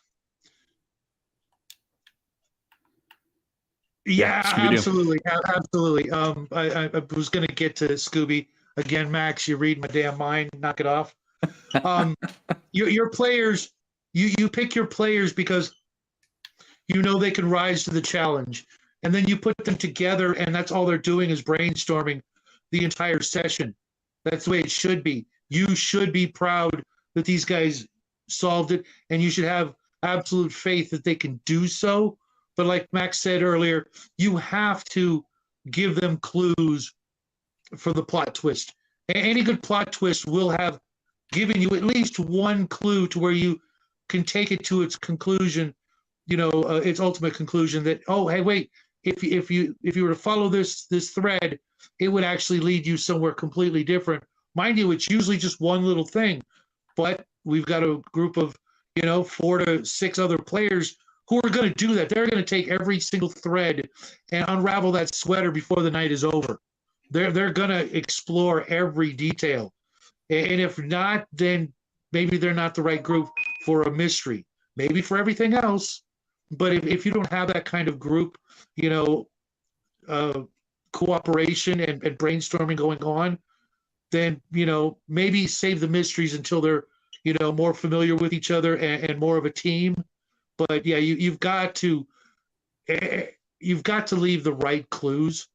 Otherwise, you're not going to get anywhere, and you're going to have to just hand them the answer on a silver platter at the end, with some NPC or some such to get them there. And nobody wants to be in a game like that where the NPCs are the star. They're the star of the show. Give them all the tools they need to rise to that challenge and be the star, or just keep it to die rolling whack-a-mole combat games and look for another group. See, I agree if the party as a whole comes up with the solution. If they actually sit around and talk about it and brainstorm it, I am completely fine with that. It is the individual player who thinks his shit, who thinks, like I said, he thinks he's smarter than the DM, who thinks that, the game would not be the game without him. I would show that guy the door. Or at least, give him a fair warning. Hey, look, it's not about you. Everybody's going to get a night where it's all about you. We'll do that Geordie LaForge episode that no one wants to watch, but tonight isn't that night. Is that the one where he hooks up with somebody? Any episode he's in. He's had several that Geordie LaForge had several episodes that were all about him. But I think I know the one you're talking about. Yeah, any of them. I don't know. I liked Geordie. But anyway, as a character, engineer, go figure. Well, I mean, yes, engineering. I'm part of engineering. Like, that's my thing. So sorry. I'm seeing chat light up, and I'm trying to get to it quick as I can here. So I think we've talked about all the major elements to what most mysteries are like. Now we're going to talk about the elephant in the room, that being magic, and how to incorporate magic into a mystery or not, to prevent it from being able to be solved with a single spell or single, oh, well, this is the mystery, and I'm just going to cast Speak with Dead, and now I know who killed him. So I'm going to start with Shadow on this one. Do you allow magic to be used in your mystery games? Absolutely. Because literally every game should have an element of mystery to it. However, no, I described them all, Charlotte. Um, true thing. You know what? I know why you say that, Max, but there is no spell I can think of that I just nope, it doesn't exist. No, I can think of you. Because that's up to me to rise to that challenge as well, to find a way to, you know, throw a wrench into their plans. If they're always using True Sight, well, I'm going to give them a whole bunch of Medusas and things like that, and they're gonna wish they had a blindfold instead of that spell at some point. But you've got to think it all out, okay? Just if it wasn't a magic-rich scenario, you would still have things that are going to get in the way, whether they be red herrings or people trying to prevent you from solving the mystery, because a good mystery will have that. There, the bad guy is, if he's worth his salt, he's going to have some flunkies, and he's going to send those flunkies after you, and wake you up with a pillow and a baseball bat. You know what I mean? That's vivid image. That in itself could be a tremendous clue. You're on the right track. Something you did is leading you down the right path, and inadvertently, it could wake you up. Pardon the pun again, to the fact that you're on the right track. If you survive the Louisville Slugger wake up alarm, then take that as another piece of information, another part of the puzzle. But with magic, you've got to think what the players have access to in the way of magic, and how you can, either use that to your benefit, to use their own magic against them as a red herring, because maybe the culprit left some things behind to intentionally make you go down that wrong path, using, like a telekinesis spell to put something in a bag so they never touched it, and then leave that, item that belongs to so-and-so, and now you do some object read or some other, hocus pocus on it, and now suddenly you're going down the wrong path. Then the wrong path leads you to a dead end, and you're like, hey, wait a minute, this can't be this. So you backtrack and you go, okay, now what? We got to start from square one all over again. If you're going to use magic, be aware of what they have to work with. If you know what they have to work with, I mean, you give them every little bit of magic they have. At any moment, you can pull a max and say, sorry, there's no divination today. Your god's on vacation. Okay? I mean, that's a little heavy-handed, but you see where I'm going. You can say, well, because I'm running a mystery game, I'm not going to let them have access to this kind of magic or this particular spell just yet. Maybe make them go and get that, save it so that they now have to go out of their way. Just like in a Call of Cthulhu game, the players may have to go through library after library, looking for, the right spell or the right ritual to be able to figure out this one part. Okay. Thank you, You Bruce. see where I'm going? Make them work for it as opposed to deny them, because when you do that, you show them that you're not above just, putting your foot down and going, no, because that would make it too easy. Don't tell them that. Just make it harder to get, so that when they finally get it, they've earned it.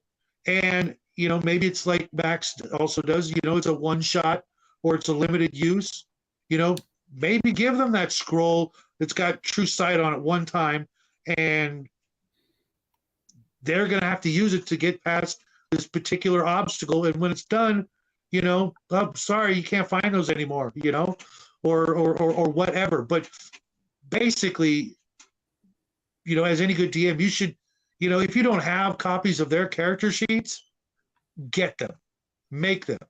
You should know their character as well as they do, so that you can, help them along, remind them that hey, you have this skill that you never use, or you have this item that you got way back, at third level, maybe that might come in handy, right about now, or, hey, you've got this spell and you never use it. maybe not tell them right there at the situation, but hint at it, a couple of games prior to the situation. Let them know, hey, you're only using, magic missile, lightning bolt, and fireball. That's me. You know, it gave you, levitate. Well, maybe you need to levitate, to get some things done every once in a while. So yeah, just know what they have, know what they can do, and when you're making the mystery, be aware that they're going to use everything at their disposal to get the job done. And magic's just another tool, but personally, I'd rather run a mystery in a game that doesn't have it, because Sure. they can sometimes twist those magical runes and wards and wiggly finger bullshit to accomplish crap you may not think of. If it's a regular game like a modern day or a sci-fi game or something like that, then they really got to work at it a lot harder. Sorry, the dog's being a weirdo, but yeah. Bilius Maximus What would about you, rather Conall? level the building to walk on the roof and use that second level spell, levitate. Yeah, I can only imagine. Depends But on the mystery. levitate's also really good when you have cloud kill, because you cloud kill, then you rise up and they all die, and you're watching from the catbird seat. So, and all that's I've brought to used you that by spell multiple times. all that's brought to you by our good friend Bloodworth, whose AD&D game I was just in last night, and I'm going to get to do all that crap this week. Yeah, I prefer Everard's Black Tentacles first, and then, or like swift casting Everard's Black Tentacles, and then casting Cloud Kill on the area. I don't Because know. it's a slow creeping death. There's nothing. I get what you're saying with the small creeping death, but having somebody cast that one spell that made a wall of iron that fell on Oh my the god! bad guy, and that's the spell is literally called Wall of Iron. wall of iron. And Yeah, if cast at an angle, it will fall over. And well, if people are in the way, I'm sorry. 64 literal tons of iron falling on people, I'm not going to award a save to, except for the people who are on the outer edge. And even then, I'm not going to roll hit point damage. I'm just going to say, well, it's 64 literal tons of iron. They are dead, especially if they're human.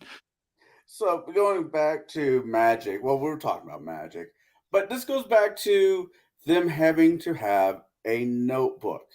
It's not my job to remind them of shit that they should know. My responsibility as a DM is to continue the story or the mission at hand. For example, I was, as a campaign, I was fighting a bunch of shadows, and they were kicking our asses. Hey, I what did went we ever back. do to you? I went. Then I'm Drained like, him of it strength. wasn't my turn. I'm like, I'm going through my notebook of things I have in my handy haversack or my bag of holding, and the joy that you get when you find that one lost magical item that can help save the day, and the DM's like, really? Did you buy that? And you can show them, hey, it's on this piece of notebook paper dated on this day and took care of the problem. With being a detective story, if they write down, yes, magic is great. Magic is wonderful. It is the great equalizer into certain degrees. But if the treasure at the end of the mystery is in a room that has a rock that produces anti-magic on it, all the magic spells you have are now boned. There's always a workaround. That doesn't mean cheesing your players. That just means that the more arcanic, the more physical players, this is their moment to shine. This is their moment to say, hey, I've been carrying your bags for the last 5 levels, you slash wizard bad person, hold my beer, I'll go solve the problem. Yeah, I'd be careful with the anti-magic. I have never, ever in my life come across or, tried to use that without incredible dissatisfaction from the party, knowing that to be the ultimate, screw you guys, you're not doing it.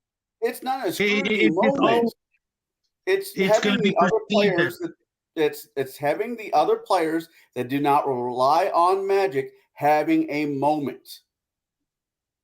Well, if I'm going to use, and I'll step in on this one. So I do allow magic in my mysteries. And I do as you say, where God, yes, you do. where you paint the object in such a way that when magic is used on it, it might send them in the wrong direction. I do that sometimes. However, I also, because I've been playing within D&D 3.5 specifically for the last 25 years. So I know a lot, and I mean a lot of the spells. I don't know all of them. I'll never say I know all of them because I don't have all the splat books. I don't have all of the like third-party stuff. But I know a lot of the spells, and I know the limitations of said spells, especially the divination ones. And I would say if you're going to run a mystery that is in a magic setting, a fantasy setting, know the limitations of the spells. Not so much to be a rules lawyer on them, but know that there are certain things that the magic can't do. Like it will eventually run out of things that it's capable of doing. It can't solve all the problems. Otherwise, why would there be so many individual unique spells? Magic can solve a lot of problems, but not all of them. And as far as anti-magic, I actually had as a mystery item a rock. Actually, it was a chunk from the tower in the Outlands. Now, if you're familiar with D&D planar cosmology, the Outlands, the closer you get to the spire, the less magic starts to work, or the less magic works. The object in question was a chunk of the spire itself, so it itself was anti-magic. And so when people tried to cast a divination spell on it, or a method of finding it via magic, they couldn't. It scattered their spell because it could not have magic affect it in any way. The mystery, I can't remember the full story, but someone was trying to use the rock in such a way as to kill a quasi-immortal being. So yeah, and the mystery was to try to figure out, one, where did this rock come from, because it disrupted a lot of things, follow its path, and stop the person from using it. Then decide what to do after that. But let's see here. Well, the question, why so many spells? We answered with a simple idea that multiple wizards created magic spells. Yeah. So the spells are copies of what the ancient magic users used. Yeah. I can get behind that. And so in a more modern story, like let's say, for example, the Dresden Files. I'm going to go use the Dresden Files here. One of my favorite books is Deadbeat, and I'm not going to give the whole plot away because I know at least one person hasn't read it. I've read it a few times.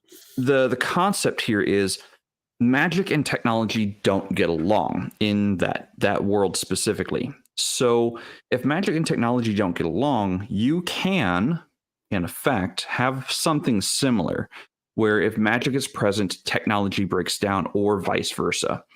They're an anathema to one another. You can use some clues that are technology based. Rather than allowing magic to be able to find it, you have to have technology to find it, because only technology has certain answers. Shadow, you are muted, sir, if you're talking. So, for example, if you're trying to use a GPS system in a setting that has magic interrupting technology or breaking technology, and you try to use magic, next to a GPS unit, well, the GPS unit fries, and now you have to go find a new GPS unit, or vice versa. Like you can't. What do you mean by technology? So electronics, like let's say, Dresden universe, because this is my example. Within the Dresden files, it's circa 1990s through early 2000s. Any technology older than around the 1930s, 1940s, any technology, from like 40s forward breaks down or fries in the presence of magic. It just So you gets mean things that are destroyed. powered by electricity? Yes, like microelectronics. Not necessarily the Nixie tubes, or well, maybe the Nixie tubes, but not necessarily the what's it? Oh damn! I had the name of it up here. Now it's gone. Not incandescent light, but the vacuum tube. So if it runs on vacuum tubes, it might be fine. Yeah. So if it runs on vacuum tubes, it might be fine. If it runs on microtransistors, the magic energies are going to blow it out because it overloads the circuits. So, and that's just the way the Dresden Files universe works. Is anything rather new, technology-wise, breaks in the presence of magic. It just fries.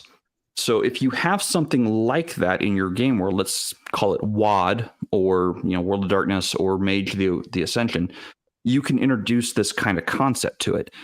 And so someone's like, yeah, I'm going to cast. Chemical batteries just suddenly don't work because the laws of physics are being changed? No, the chemical batteries would still work, but the circuitry within the device itself is what fries. The motherboard. The individual paths of electrons. That doesn't make any sense. It's no different than any other electronic component. Either electricity works or it doesn't. They're more delicate. Really the concept here is the thinner your wire, the thinner your material that you're passing electric through is more delicate. So, for example, in the Dresden Files, again, staying within the example. Solid state. Just, Yeah. And if you had, maybe thicker wires, magic wouldn't affect it as much. If you had more robust systems or more robust technology, maybe the magic doesn't affect it. Whatever the case might be. Him sitting into a brand new car, 2020 new car, him driving around with a new car, it will slowly break down electronic part, not the battery, not the engine, but the radio, the GPS, anything that is like that will eventually break down because of anything delicate. He's just playing on shoddy workmanship more than anything else, because we all know that the newer it is, the crappier it goes. But if he goes and picks up like a iPhone or an Android or a phone, it just blows up in his hand. But a 1920s radio would be fine? Yes. Simpler components, more robust. Yes. That's the theory or the concept behind it. Butters agree with it, don't agree with it, take it as you wish. Butters has yet to give actually a final explanation why the two don't mix. We're still waiting for Butters to figure it out. Yeah. So, but either way, so you can have, a setting in which magic and technology don't get along for some reason. Like in my own game world, I don't allow guns to be enchanted, not at least up to the maximum like everyone else can, like all the swords and whatnot. There are too many moving components to enchant all at once. Do you enchant the barrel? Do you enchant the trigger? Yeah, absolutely. Right. But then it becomes so much more expensive, almost prohibitively so. So in Iron Kingdoms, they have magic or magitech or magic with a K. That is these plates, these rune plates that are enchanted, bolted onto the barrel or bolted onto the gun. And then they have an arcane battery that powers it. That's how magic and technology get along in that system. Whatever the case might be, you have limitations to magic. Like there are already built-in limitations to a magic system. It's knowing what those limitations are, especially in what we're talking about for mysteries, the limitations of divination magic. And knowing those limitations, you can then circumvent the instant solve thing that people are like, oh, well, I'm just going to use augury to ask who killed this person. Well, augury doesn't work that way. Augury gives you wheel, woe, or no answer at all. That's the actual limitation of the spell. What? No magic guns? That's no, it's not. It's just exuberantly expensive. Welcome, Scott, to the chat. I'm getting through with some of the chat here. With a very famous game that uses magic and high tech, they went about it by actually attributing everything you're talking about to an actual malevolent force, that being Mutant Chronicles. It's actually trying to infiltrate and mess with your magic and pervert it and distort it and things like that. That makes a little bit, for me, I can wrap my head around that a little more, because it's an active intelligence behind it, not something that's altering the rules of physics. Well, the magic but only at the detriment to the lead protagonist. It seems a little, contrived when, it wouldn't you would have change things that much for the guy, who's using the magic. If it worked, Sure. if it did the same thing for like everybody all around the world, and you'd have these for all the other wizards. Everybody who uses magic that is not of the fairy realm, it's like putting a magnet to a laptop. It just fries the board. More like a magnet to a cathode ray television, but yeah, I see what you mean. So I mean, you can, as long as you know what the limitations of. My point here is, if you know the limitations of the magic in your setting or in the game system that you're using, you already have the tools you need to say that magic can't solve the entire mystery. You just have to know what those limitations are and plan for them. Yeah, because otherwise, you'd be better off just not going the route of the mystery, and so much, leaning on the mystery and just leaning on just the unknown. You don't know, figure it out. As opposed to, we're going to kind of delve into a bona fide, mystery, see if you guys can solve it, and enjoy that process. So personally, I like using magical things that the mystery is finally solved. You found the artifact. It's in a room that's full of mirrors. There's a very easy spell, low-level spell. There's a very low-level spell that you could use, but because you got higher levels. Take care, man. See you Friday. Not all players, but there are players out there that don't think about earlier level spells. And now you walk into the mirror. You walk into the room that's full of mirrors. It's a trap, and it's a magic trap that you can cast all the spells that you want all day long, and sometimes those spells will be coming back at you from your duplicate. But if you had one spell called Shatter, which would break all the mirrors, maybe not necessarily all of them, but maybe. Who knows? One of them might not actually be a glass mirror. It might just be really, really, really polished silver. Right. Yeah. But because my answer there is fuck you. What did I do? You're the one who did it to us. I know. Years later, I'm just figuring out. I'm not figuring out solutions. I've figured out solutions as the years have gone by. So anyway, I think we've done everything we can for the adventure mystery and giving our thoughts and our ideas on what you, the game masters out there who watch this later, can use, or maybe even concepts that you can take and explore for your own games.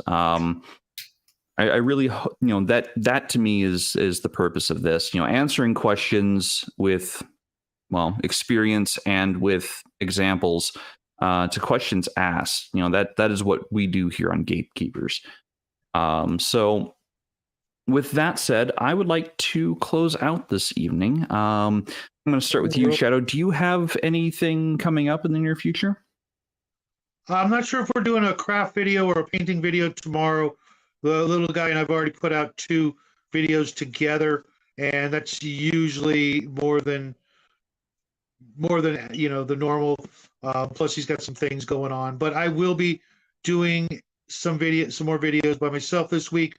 I will be, if everything works out right, I will be doing a one-on-one with RPG Grandma Friday at lunchtime, California time, 12 o'clock here. And I want to make this lady famous. She is a absolute wonderful, wonderful lady who knows the gaming world better than most people I know, myself included. We've got our different specialties, so there's that. But she's a wonderful lady, and I want to make her famous. Of course, we will all be back tomorrow night, where we're going to give Kai a ration of you'll have to wait and see, won't you?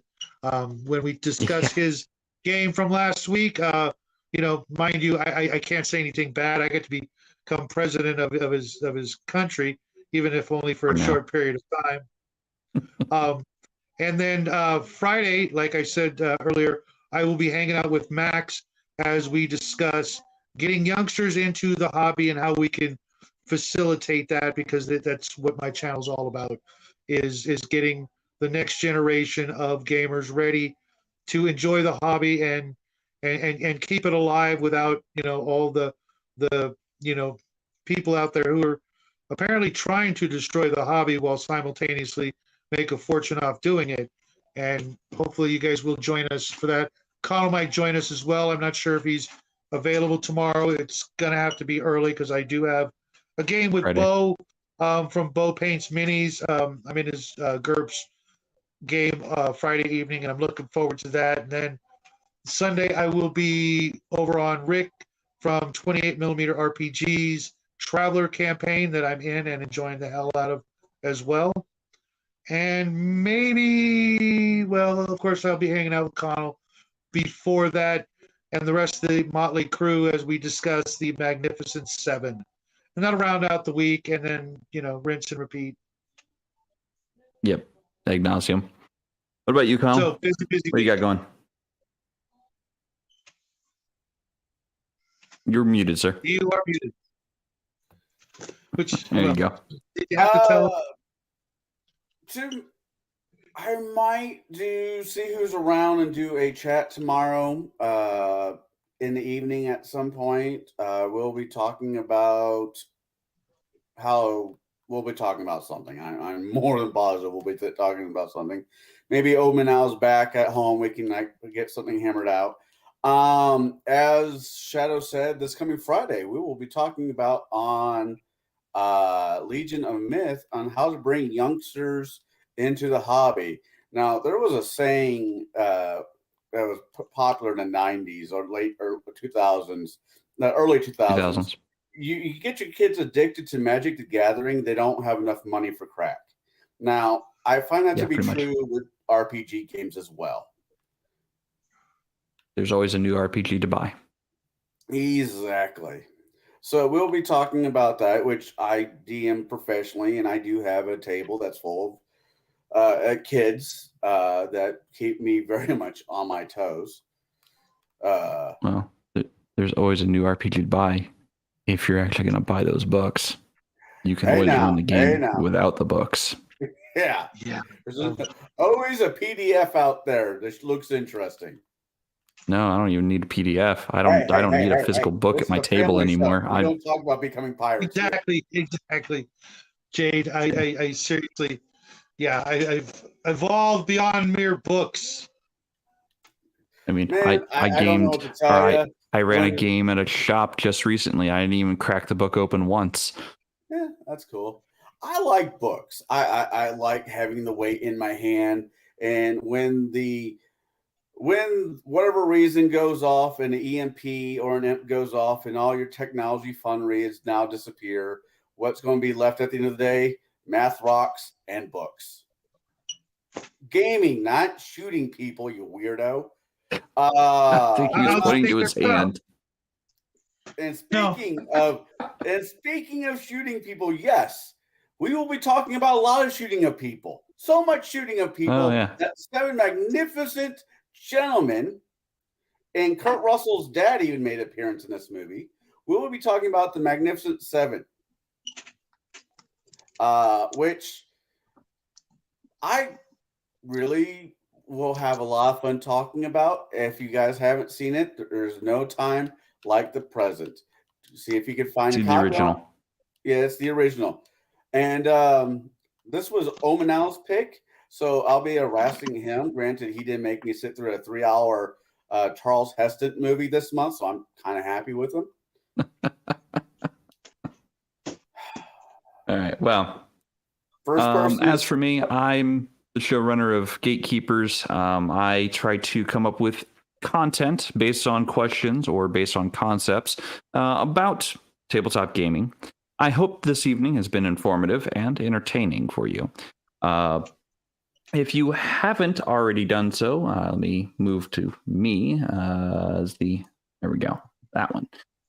If you haven't already done so, I invite you to, hit that subscribe button because, it helps the channel grow, and you will find the links to the other channels in the links below in the description to subscribe to them. If you haven't already done so, if you could please, if you did like the video, hit the like button. It helps the channel. It helps our word get out to people. And if you didn't like it, well, you can always hit the dislike button. I'm not going to fault you for it. I invite counter feedback, even in the comments. So I do hope that you've enjoyed this episode and enjoyed this content this evening. With that, I bid you all a very fond farewell, and I'll see you next week. Good night, everyone.